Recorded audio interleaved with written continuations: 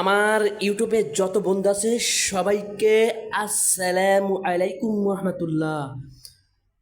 বন্ধুরা, আমি সিলেটে গেছিলাম, 3 দিন ছিলাম।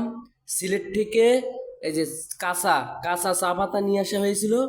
এই দেখেন শুকাই গেছে। কাঁচা চা পাতা নিয়ে এসে এভাবে রাখা হয়েছিল, শুকাই গেছে। এই যে দেখেন, এটা হচ্ছে পাহাড়ের চা পাতা। এটা জাফরঙেরটা না, এটা হচ্ছে পাহাড়ের। এখন আমি আসলাম সে বিখ্যাত জাফরং। এই যে জাফরং,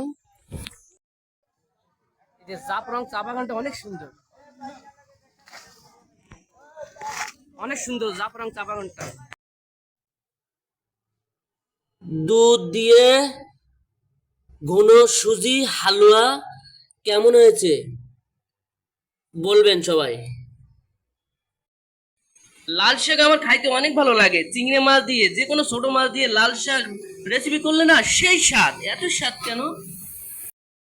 কম দামের তরকারি রেসিপি করতেছি। পটল পটল অনেক কম দামের, বড় লোকেরা খায় না, আমি গরিব বলে খাবো। হাত পুড়ে গেছে।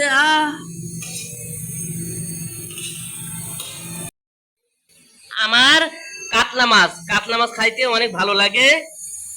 সমস্যা একটা, কাতলা মাছের মাথা মোটা।